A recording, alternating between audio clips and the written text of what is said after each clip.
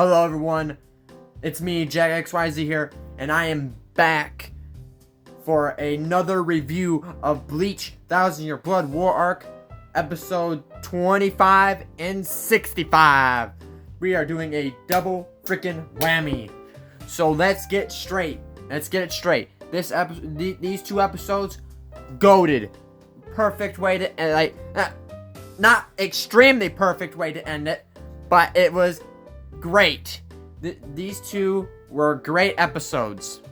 The reason why I say that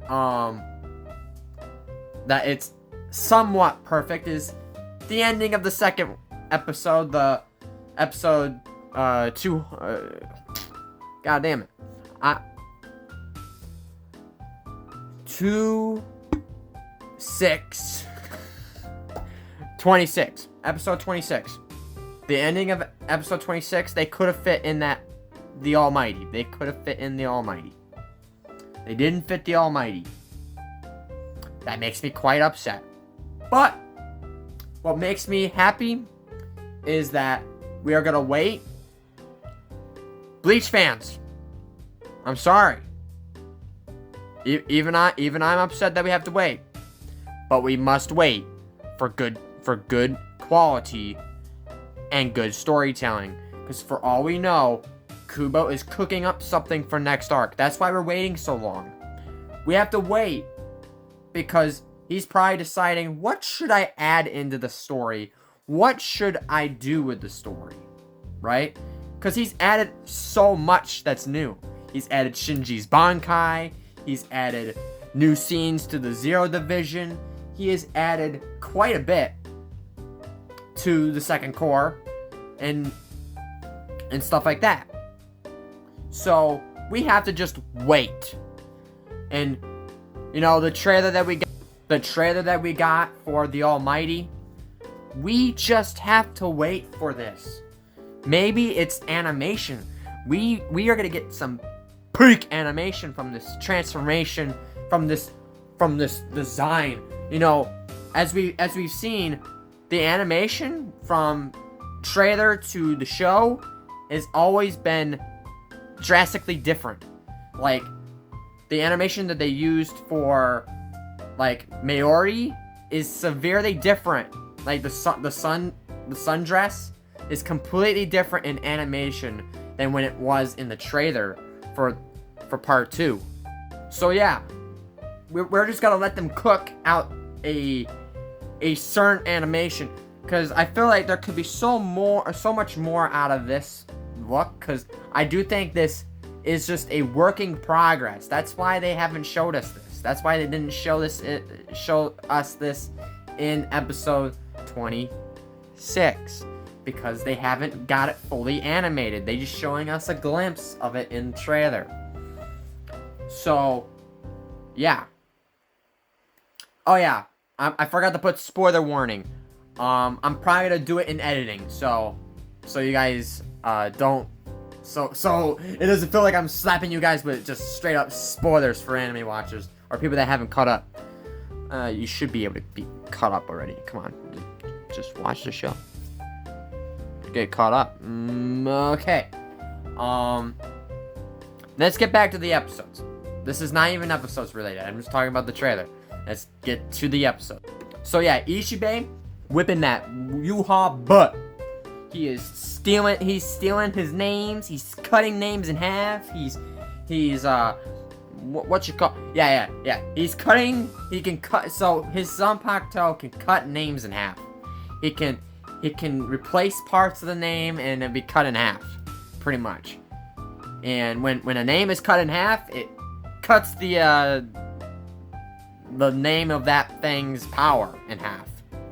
So if he cuts the name sword in half, or the name of the sword, he can weaken the sword.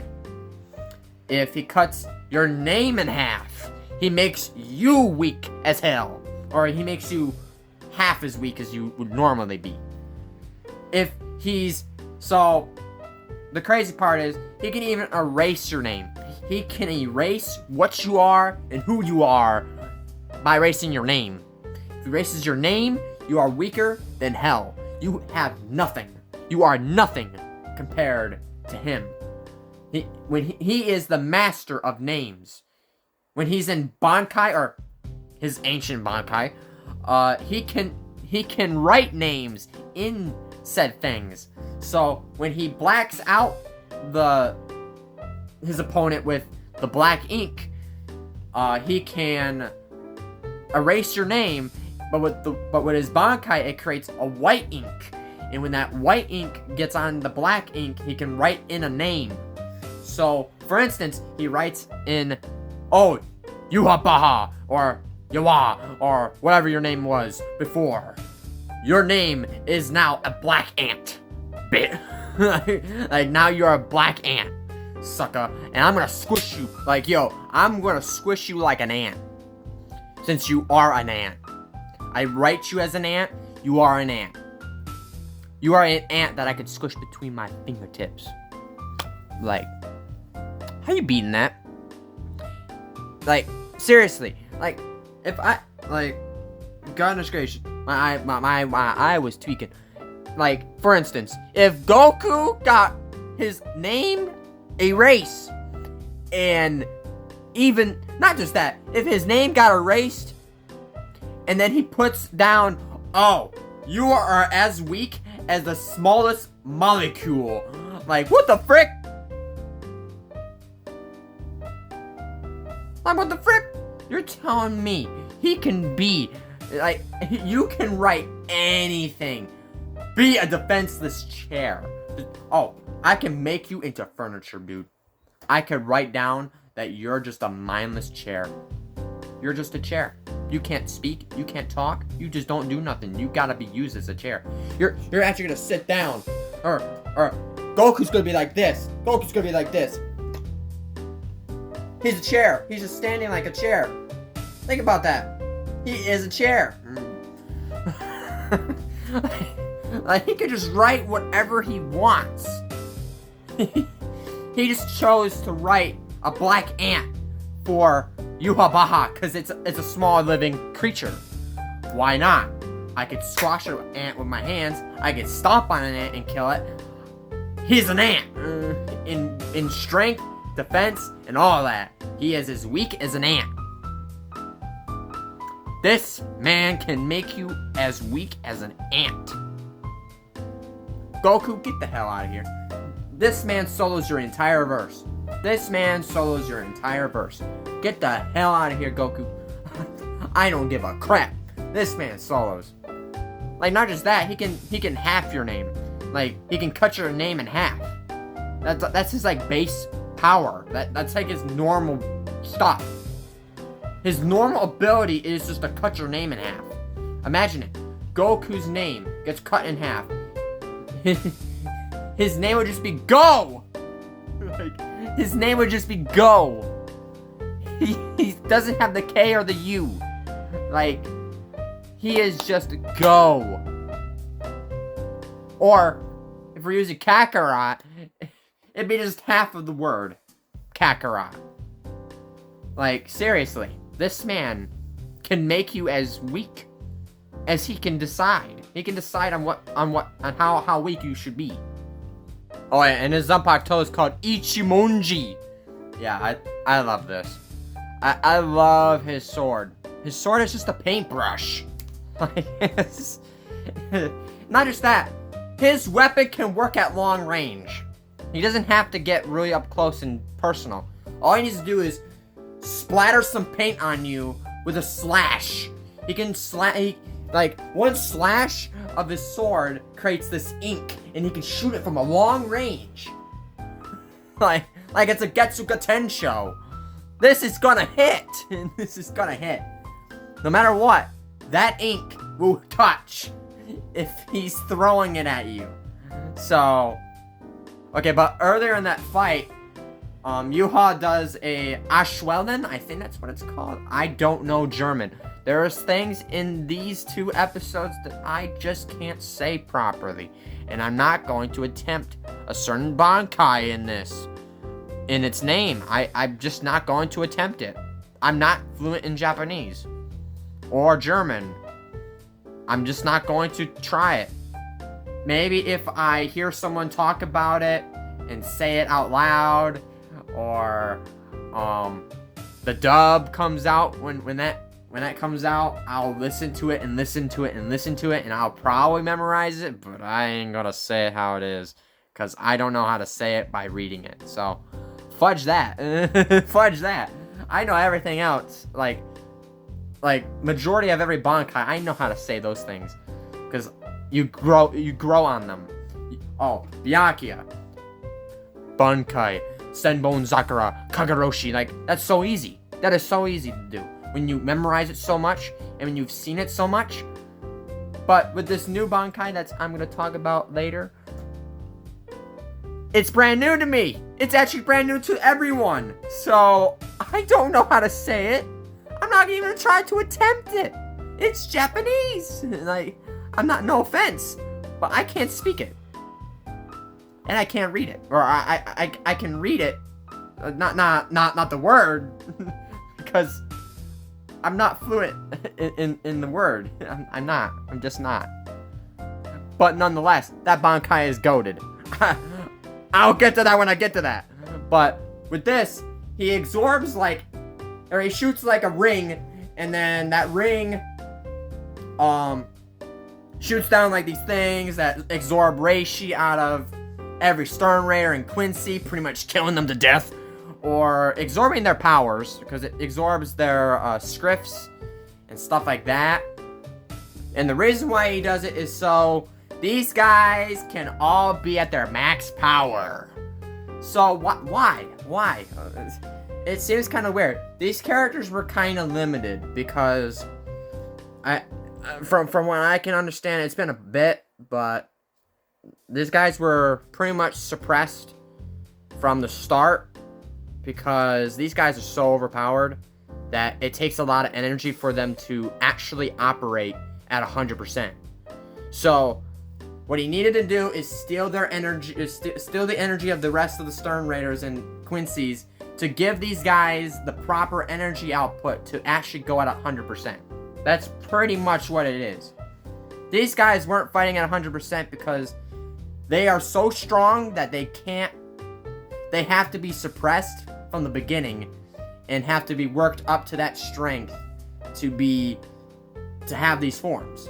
They have to have more energy put into their bodies to actually be able to use their strongest strifts or their strongest powers, right? So without that, they couldn't use their powers at their full power because their power wasn't at full power. Now, since they're at full power, they're able to use their scripts at full power. And just saying, they keep this boost. So, I'm gonna say this, I love the color choices. Can we talk about the color choices? Gerard is rocking the red. Actually, I prefer this red over, oh, wait. Was it Bambi's isn't red, it's pink, isn't it? But it's like a mix between red and pink. But this is better. This is better looking. I love the angel-esque wings. I get it. He's supposed to be a Valkyrie type thing or whatever. The other three, oh my god. I like Pernita. Why is Pernita's wings hands? I understand he's a hand. He's got to give a hand. Give me a hand. Give me a hand on that. Shake my hand. Shake my hand on that. That was a good one. That was a good one. Please. Okay. But yeah, I love the creativity with Pernita's because the wings are pretty much hands. And then Ludibaro, I love the green with the angelic look. It has an angelic look. Not exactly angelic like Gerard's is, but it has a somewhat biblical angelic look. And then we got Askin with polygons and circles. I don't freaking understand that, but it's cool. Okay, but let's talk about their abilities. Let's talk about the first guy up in the middle, Gerard Valkyrie. His script. Spoiler warning, because I'm pretty sure this doesn't mention what his ability really does. He is the Miracle. He's Stern Raider M, the Miracle. He is a miracle, pretty much. And a first sign of his ability was when Shutara was trying to use her needles to stab his heart. That was a big mistake. That was a big mistake. This man is the Miracle. The Miracle is like, oh, if I try to hurt you, like, if I try to kill him, he just gets stronger. This man can't be killed. Like, every time you stab him, cut him, hurt him, kill him, whatever, every time you attempt to kill this man, the Miracle activates and it makes him stronger. Goku. What if this guy gets strong enough to a point where you die? What if? Just what if? If Goku kills this, or tries to attempt to kill this guy and actually vaporizes, or like, shoots a ki blast, blows a whole hole through his chest, still, he can still come back. He can regenerate. This man can regenerate and get more stronger, because the Miracle says so. He will eventually reach Goku's strength level and beat him. I'm not kidding. Okay, let's talk about the next guy. Askin. This guy was the one to actually talk about his abilities. Actually, no, he was the second guy to talk about his abilities properly. Askin, he is pretty much, he's a poison guy. He likes to infect you. Literally. But, no. So, what he can do is he's able to manipulate the lethal dosage of said thing. So, if he licks blood, he'll increase the dosage of death to his opponent. So, he can increase he can make your blood toxic. He can literally make your blood deadly to yourself. This is a broken ability. What if he does this to Goku? Goku's dying because of his blood. Like, you know what I mean? So yeah, Askin just increases the lethal dosage of his opponent. So, like, if my organs are a part of the equation, my organs are lethal to me.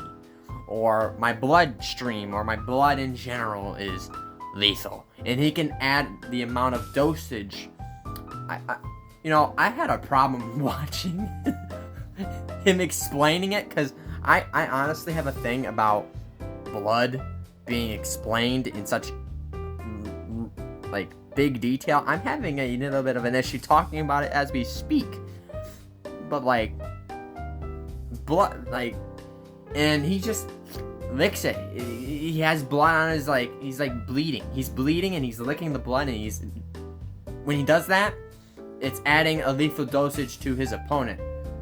And not just that, he's got like the purple stuff that he's got with his like stuff, his Von Stern dish.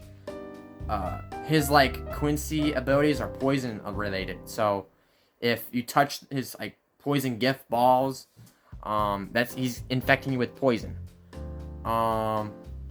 The next guy is another character that doesn't explain his abilities, is Pernita. Pernita, spoiler warning, Pernita is, I'm gonna say is, oh wait, I didn't say Askin's, so yeah, I didn't mention about Askin and his script. His script is called D, the Death Dealings. It makes sense with his powers and everything, being a poison man sort of thing, or infects your body with lethal dosage of your blood, or whatever type of thing it could be, right? But with Pernita, his script is called, Pernita's script is called C, the Compassory, or Compassory. I could be messing that word up, but what it does is he can inject his veins into his enemy, like his nerve endings into his enemy, and then he's able to control your nerves to a point where he can squish your body into goo if he really wanted to. This man can, or I can't say it's a man. It has no gender because it's a hand. I gotta give a hand to you. But let's get to Lilybaro. Lilybaro is Storm Raider X, the X-axis. This guy, I like his ability. This ability is overpowered. It's a little bit hard to understand when you first watch it. So the X-axis is like this. If he has his gun, whatever is in the barrel sight of the gun. So here's the thing. What it does is it pretty much erases whatever the target or wherever the barrel is aiming at. So in between distances, right? Sort of thing. I might be getting it kind of wrong, but pretty much. So there was a moment where he was aiming at Nuetsu Numaya, right? And he shoots it, or he's thinking about shooting it, but he notices that His Majesty Yhwach is in between, or is in the same line of sight. So if he shot at Nuetsu Numaya, he would actually accidentally hit Yhwach, and that's bad, right? Or that's bad when it comes down to these guys. So he had to wait before he could shoot, and that's what ends up catching Nuetsu Numaya. Nuetsu Numaya got close enough, in front of his face too, and somehow this man still reacted fast enough to, So the X-axis has more than what I'm talking about, but it's pretty much what it is right there. I just won't talk about it in depth because there's a bigger fight later on in the series with Lilybaro, and pretty sure everyone knows that since this man has a gun, and we all know what captain fights guys with guns. It's just the thing that happens, right? Yeah, sweet. Okay. Okay, but there's moments where Yhwach, I lost the ability to use my voice because Ichibei can steal your voice with his sword. So he shoots, he just punctures his neck and then puts his blue vein to readjust, and then he's able to talk again. So he's able to get around these name-changing things. It's just we're gonna see how he's gonna really get around Ichibei's abilities when the next core comes out, or the next part comes out. But oh my goodness, this fight was so good. This fight was so good. Look at this clash. In the manga, there's nothing in the background.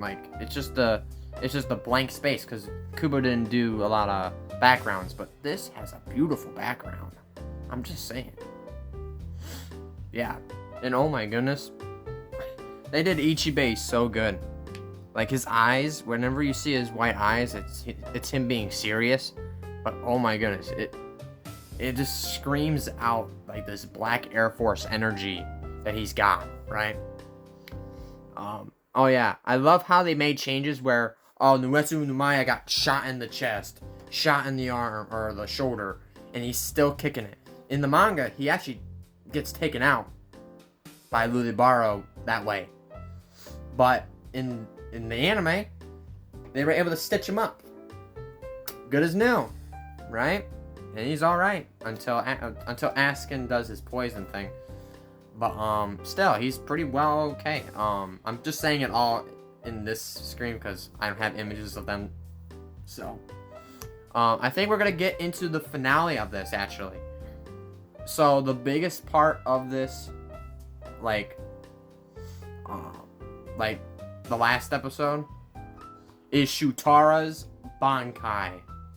So her Bankai can only be activated when the other Zero Division captains are kind of their blood, like, it's a seal. Her Bankai is sealed, and the only way to activate it is when Nuetsu Namaya, and pretty much the rest besides Ichibei, every Zero Division captain besides her and Ichibei are the ones that have to cut their neck, and pretty much I don't know if they're dead, but I have the feeling that they are, or they're taken out by their own sealing thing that they did with Bankai, or when they have to unseal it. So pretty much the reason why this Bankai is sealed is because it's so powerful. And I'm not lying. This sword is powerful. It was so powerful that people from... I want to imagine, because I don't think I don't remember if I saw Wakamundo, but the World of the Living felt it, and the Soul Society felt it, and I'm pretty sure Wakamundo would have felt it, but there's no one really there to really give us eye candy, so everyone else that we did see makes sense that we saw them, but yeah, they all felt the activation of this Bankai. This Bankai's power is feeling around all 3 realms. All 3. That's insane. So yeah, this is where I'm going to start explaining this Bankai. So this is where we're going to start explaining this. Just saying, I'm not going to be able to say Shutara's Bankai out loud, because I don't know how to say it properly without butchering it or whatever, because it's like 3 long words, and I'm not fluent in Japanese. The only reason why I know how to say certain Bankai names or Shikai names is because you grow up with it. This is a new Bankai. I have to kind of grow on it with the name, right? But besides that, its ability is this thing becomes a big giant sewing machine. It's a very fancy looking sewing machine. It doesn't look like a sewing machine that we know and love now, but it pretty much makes like banners or like, you know, tarps type things, whatever you want to call it. It makes like pretty much cloth. It's like cloth. And each and every single one of these tarps does like an illusion type thing, but I don't know it clearly, but it has like 6 different stages for 6 different people. And each stage has like a different form of death or a different form of killing the opponent. Like, oh, this one has mirrors. You're stuck in a mirror place. That's where Lilibaro is in because he can't properly aim his target because he can't tell what is his target. And then when he shoots at the mirrors, he shoots at himself. It reflects back to him. And then the other one, I think it's sand sort of thing, and then the other one is I forgot which order they all go into, because it's been like a bit between me watching it and me doing this review. But one can freeze the opponent. That's where Gerard is in. Gerard is frozen solid in ice. Pernida is like in a death sand type thing. He's in a quicksand. It's like he's in an endless sand void. And then and pretty much Askin, god damn it, where is he? What is he in? Oh my god, I forgot what happened to Askin. Okay, anyone in the comments, this is something for y'all viewers. What is, if y'all remember what happens to Askin, drop it down in the comments. And also, I'll be rewatching it anyway, so but I'm just gonna let it roll for this review. And then the other ones are, I think, One is fire-based, so Jugram is being engulfed with flames that can burn his skin to ash. Then Uryu is in a darkness starlight type thing, and it's pretty much a mimic of Quincy energy, or it absorbs Urashi pretty much. But yeah, that's pretty much it. We don't know what its limits are or anything, pretty much. Eventually, I do think this Bankai does get defeated, but by who? I don't know. This Bankai might not be defeated by any of these guys. Like, there's potential that this Bankai is so powerful that not even the Royal Guard can defeat this Bankai. That the only character that could beat this Bankai is this guy right here, Yuha Baha, in the episode of the third part of this series.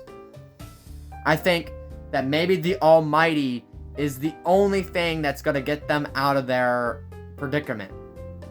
So yeah, it makes sense because this power has the ability to change the future. So I could see this power altering their fate, so they don't die by her. So yeah, but goodness gracious, like, these 2 episodes were so great. I'm just gonna give it a 10 out of 10 for this episode. I know I've said 50 out of 10. When I say 50, it's 10 out of 10 for an episode. I was just overhyping it on those days with those other reviews. But overall, this is a 10 out of 10. If I had to rank this entire season, I would have to give it a 10 out of 10. So far, it's made me happy throughout this entire thing. The only thing I have to be kind of criticism with is the ending of this of the 26th episode, where they had Cone arrive at the end. I felt like that was just to, fill in a gap, but the idea. So yeah, for now on, for every episode of Core 3 and Core 4, I think there's gonna be a 4th core. I don't know. You guys can tell me that in the comments or whatever. But every episode after Core 2 or Part 2 of Thousand Year Blood War would have the funny skit at the end of every episode where it's like the information for Soul Reapers or something. I forgot the name. It's been so long. Bleach Thousand Year Blood War hasn't showed us that, and it's finally bringing it back, where they're gonna just do nostalgic stuff, or they're gonna tell us stuff that we didn't know about an episode or something, and they're gonna make a gag out of it. So yeah, and our host is Cone. So yeah, just like in the good old days, man. Just like the good old days. I just feel like showing it during this episode felt like it took up space, but overall it's okay. At least I'm happy that they're bringing back something that's gonna be kind of a funny gag, because that's something that we don't have in any of the episodes so far in Bleach Thousand Year Blood War. So yeah, this is the ending of the video. If you enjoyed these 2 episodes were both 10 out of 10 peak episodes, and I don't know what I'm gonna do. What I'm probably gonna do is I'm gonna take a break off YouTube, and I'm gonna do the TikTok stuff for Saturdays. So yeah, that's pretty much it. I'll see you guys next time, next year, technically. So yeah, bye bye.